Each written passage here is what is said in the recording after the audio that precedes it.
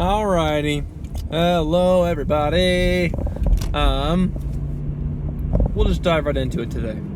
So, the first thing I wrote down is that's the way it's always been, and how people get sort of stuck in their old ways. To me, one of the most frustrating things is when I go to a new job and someone has been there for a long time, and there's like see, I'm trying to figure out where I'm going directionally, so I'm a little distracted. But so for example, I used to work at this place called Sears Trostel, and there was this little sheet that you'd write on. You'd cut this piece of wood, and you'd say, here's what the wood was, and here's the lengths of it before I cut it, here's the lengths of it after I cut it. And there was a certain way I used to write things down. I would kind of shortcut it, because I knew that we didn't need the entire thing. I realized that they all shared the same trait, kind of. It's going to be confusing a little bit on your end, I think. But they all shared the same trait, and I didn't have to write the whole thing because they all had that whole thing. So I just sort of abbreviated things. Anyway, one of the guys who had been there for a long time was getting frustrated with me with that shortcut, because he was like thinking, oh, well, you shouldn't do that because it's actually this whole thing, not that little short piece of it. And he got kind of mad at me when I was giving him some I don't know what you call it, but like when I was giving him some pushback, I guess. We'll just say pushback for now. He was getting a little bit aggravated with me when I kind of started to push back, because he was just so used to doing what he had done for so long. So he'd been doing the same thing for, I don't even know how many years, but he'd been doing that for that long. And so when I came to him with a different idea and a different method of doing things, he got kind of mad at me. He was so stuck in his old ways that it bothered him when I presented a new idea to him. And so I think that it's interesting, because that's happened multiple times to me, where kind of an older guy who's been in a place for a while. Here's an ambulance right here. There he goes. Where a guy who's been working there for a long time just gets so used to and so accustomed to the operations that they've been doing, that when someone comes in there and tries to change things, they kind of get mad. But the interesting thing, though, is the thing that we're trying to change, or the thing that I was presenting to them, is a fairly logical, I don't know, idea. And then, like, for example, here's another example. The guy that I work with currently, there's these trash cans that we have. We have like a whole bunch of trash cans for, well, trash. But there's certain ones that have lids, and certain ones that have different like shapes and sizes and things. But he has been putting the same trash cans in the exact same location for like 2 years now, I guess. And then I come in here and I try to, and I don't intentionally, but I put trash cans in different places because I don't really know where they go. I used to not know where they went. But I realized, though, that it didn't matter. It really honestly didn't matter. It was just like this trash can was the same size, same trash can, same structure and everything. But one just looked different, and he was used to that one being in a certain place. And when I switched him, he was like, nope, that's not where that belongs. And then I called him out on it. I was like, well, why does that matter? Why does this trash can have to be there, and why does this one have to be there? And he was like, well, I don't know. I don't want to make fun of him, but he was just saying he didn't know. It's just always been that way, right? It just has always been that way, and since he's worked there. And so he wanted to maintain that, maintain that way of doing things, and keep doing that. See, to me, that's frustrating, though, because what I'm presenting is something that it's a waste of energy to spend your time doing that, because it actually does not matter. You're just used to doing this old thing in your old ways. So anyway, I guess the whole point of that is that people get caught and stuck in their old ways, which I think happens, I don't know, that's just kind of the way it goes sometimes. When you work at a job for long enough, you just get so accustomed to things that's just the way that they are in your head. And then when someone wants to change that, you freak out. But that's annoying to me. I don't like that very much. Anyway, that was the first thing I wrote down, was people getting stuck in their old ways. So I think it's healthy though to try to expand your mind and explore things and try different new things. I think that routines are good. They're awesome. You probably should have a routine. But I think that if you start to really, really like nitpick with that and lose your sense of adversity and curiosity and just mixing things up, that's why I think a dangerous thing, because that doesn't make any sense. It doesn't help anything. It's not beneficial at all in any way, I don't think. So I don't know. I think that you have to really actively chase that and continuously push yourself to be curious and to do things differently and keep your mind open. I think that's an important thing, is to really just try to keep an open mind and just like explore different options. You don't have to dive full head of steam immediately into a different new idea, because not all new ideas are good, and a lot of them aren't good. So it's healthy to at least question things, I think. But I think having an open mind and being curious and allowing someone's idea into your thoughts and just accepting that and at least exploring that idea.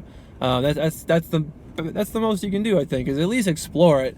And if it turns out it's not a good option or whatever, then of course you don't have to do it or follow through with it.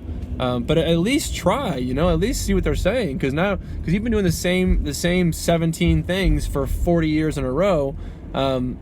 You get complacent. There's things that not everything's perfect. There's almost always improvements that can be made on everything all the time. And so just to say, nope, this one has to go there because it always has been there, is dumb.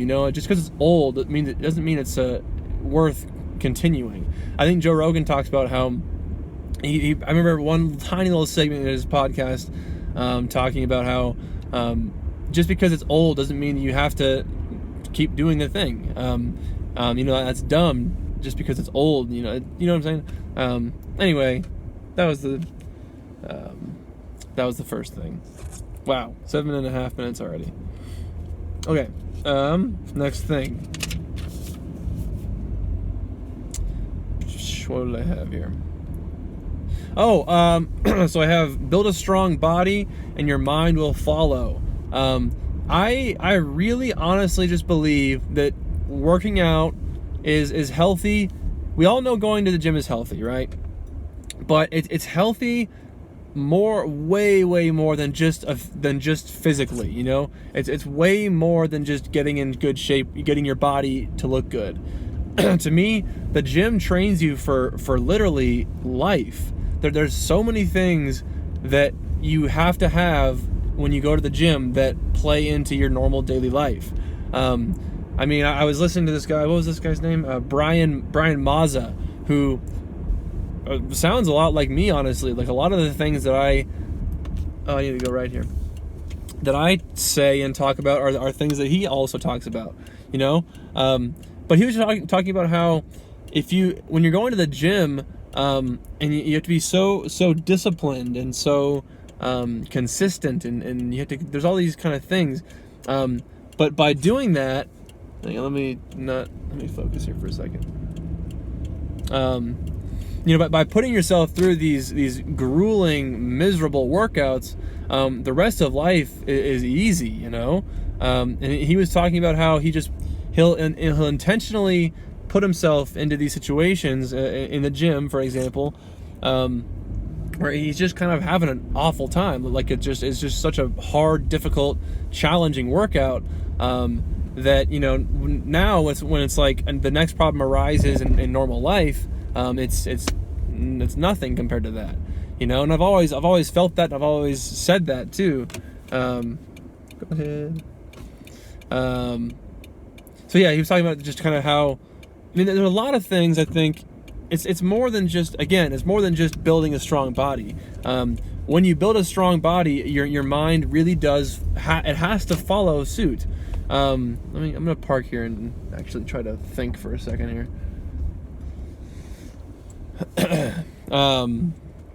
Because so discipline's a big one, right? It teaches you how to be disciplined, and it teaches you how to how to do things when you don't necessarily feel like doing them. You know, a lot of us, I think, we will bail on things just because we don't feel like doing them. You know, you're all about your feelings. You think, you like, oh, I don't feel like doing this, so I'm not going to. I don't feel like doing that, so I'm not going to. When you start to go to the gym consistently, it teaches you that, you know, it doesn't really matter how I feel. Like I need to go to I owe it to myself to work out. I owe it to myself to be disciplined. You know, and so it teaches you discipline in a big way, in a big way. So discipline is huge. And I mean, so discipline and consistency are fairly similar, I think. But I really believe, though, that discipline is so crucial in so many ways, in so many areas and parts of your life. And if you work out consistently and you're disciplined with it, it teaches you that, and you can use that muscle, that discipline muscle, across all areas of your life. It's not just the gym. So you're training your mind at the same time. And honestly, in a lot of ways, I feel like you're training your mind more than you are your body. For me, my like the way I look has kind of been just a byproduct of me training my mind. I've used the gym to train my brain and my mind to do these things that people don't want to really necessarily do. You know, it's kind of cool for me when I'm in the gym and I don't feel like doing anything in the gym. I don't feel like even being there. But I tell myself, you know, that I owe it to myself and I deserve to do it. And if I don't do it, then I'll not only regret that, but I'm also going to lose and miss out on an opportunity to strengthen that muscle just a little bit more. You know, if I bail on the gym and just say, I'm tired today, I don't want to do it, then you miss out on a lot there. Because that's what most people do is they will bail based off of their feelings, right? And that's not a good thing. I really don't think that's a healthy. It's not a healthy thing. If you're not able to be disciplined, pretty relatively quickly, you lose my respect. You know, people that aren't disciplined are the people that don't really go anywhere. You know, and that can be with anything. It's kind of just, you know, it's not like just one thing that's going to dictate that. But I don't know. I really do believe, though, that's a huge thing. What else did I write here? Yeah, so I guess I already said that. But this guy Brian Mazza, though, I was listening to a podcast today that he was in. And so he was like a men's health and fitness front cover magazine dude, and he was telling this story that resonated with me a lot. Where it was wintertime, it was like 16 degrees or something like that. It was freezing, and he had plans that day to run like 5 hill sprints, I think he said, right after that podcast. And he was just talking about on the podcast how 2 of his friends bailed on him, but he still went. He still had to do it. You know, he was still obligated to do that, even though his friends bailed. And to me, that's just, I don't know. I just felt like that was me speaking there. You know, because there's been so many times in my life where I'll make a plan with somebody, whether it be something that's fun or not fun, like going to the gym. A lot of people don't like doing that a lot of times. You know. Or just doing anything. It doesn't have to be the gym. Just doing anything that they might not particularly want to do. And even if they do want to do it, like a fun activity, where I've had plans and people bail. You know, that's a major. That happens. It just happens so frequently when people bail. People aren't committed. They're not disciplined. They're not dedicated to their word. You know, to me, I just value like what I say so much. You know, if I tell you I'm going to do something, I now feel like I am 100% obligated to do that, which might not be a healthy thing sometimes. I think every now and then it probably is good to